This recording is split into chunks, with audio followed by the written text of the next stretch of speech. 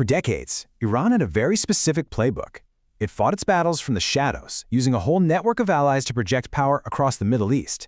But that entire system, it's collapsing. So what we're going to dig into today is how a 40-year shadow war just suddenly exploded out into the open, kicking off a brand new and way more dangerous era of direct confrontation. Just picture this for a second. It's June 2025. In less than 2 weeks, a conflict that had been simmering for ages just boils over. It kicks off with Israeli strikes. Then, bam, the US launches Operation Midnight Hammer, hitting Iran's nuclear program hard. Iran doesn't even blink, it fires right back. The whole thing ends with a really shaky ceasefire, but it leaves one massive question hanging in the air. So how did we get here? I mean, for 40 years, the unwritten rule was that you avoid a direct state-on-state war at all costs. To really get why that rulebook got torn up, we have to rewind and look at the strategy Iran used so effectively for decades. To understand this huge shift, we've got to start with Iran's signature strategy, the proxy playbook. This was their whole art of asymmetric warfare.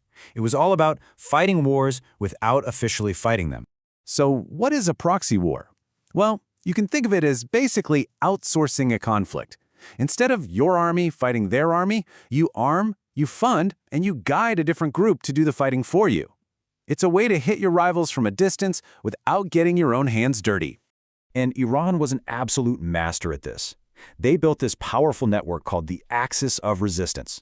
We're talking about groups you've definitely heard of, like Hezbollah in Lebanon, the Houthis in Yemen, and Hamas in Palestine. And these weren't just some small militias. They were serious political and military forces that gave Iran influence all across the region. And look, this was absolutely key, right? Because Iran's regular army couldn't really go toe-to-toe with a superpower like the US or even Israel. But using proxies, that let them fight asymmetrically. It was like they were punching way above their own weight, challenging these huge adversaries on their own terms.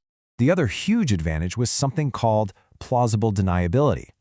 You know, an attack could happen in Iraq, or maybe a ship gets hit in the Red Sea, and Tehran could just shrug and say, "Hey, wasn't us." This created this fog of war, this strategic confusion that made it incredibly hard for their enemies to justify a direct counterattack.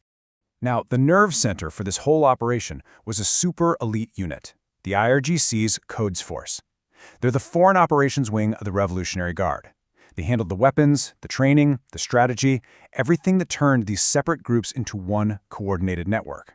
For a long time, this system worked like a charm. But, turns out, the very thing that made Iran so strong was also its greatest weakness. Okay, so now let's talk about how this whole system just fell apart.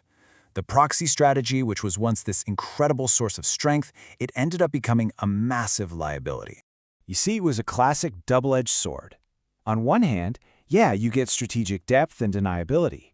But on the other hand, it brought down crippling international sanctions, it fired up these intense rivalries with neighbors, and it spread instability everywhere. And by the mid-2020s, the cracks were really starting to show. In 2024, Iran's key ally in Syria, Bashar al-Assad, falls from power. That cuts off a vital supply line. Then you've got decades of sanctions, especially the maximum pressure campaign, just strangling the economy. On top of that, Iran's most important proxies were getting worn down by years of fighting. And to cap it all off, the Abraham Accords saw some Arab nations actually normalizing relations with Israel, forming new alliances against Tehran. The pain was felt at home, big time. By 2025, food prices inside Iran had shot up by over 70%. The strategy of projecting power outside the country was causing real suffering for ordinary people, and that led to massive protests and instability. So with its old playbook in tatters and pressure coming from every direction, Iran was basically forced to make a radical and really dangerous change in strategy. It had to step out of the shadows and start launching direct strikes. This quote right here from the IAS Research Nexus, it just nails it. As Iran's proxies got weaker and less reliable, Iran itself had to step up and act directly just to prove it was still a force to be reckoned with. The plausible deniability? Gone. The need for direct action was now a reality. And that brings us right back to where we started. Remember those strikes in June 2025? Well, with its proxies weakened, they couldn't provide a real response. The old way of hitting back through a third party just wasn't an option anymore. So to keep any kind of credibility, Tehran had to respond itself, with its own missiles. And in doing so, it changed the rules of the game for good. And if you're thinking, okay, but why does this matter to me? Well, it all comes down to your wallet. Take a look at these projections. In a relatively calm world, oil might be about $55 a barrel. But if a direct conflict cuts off Iran's oil, that price could skyrocket to $91.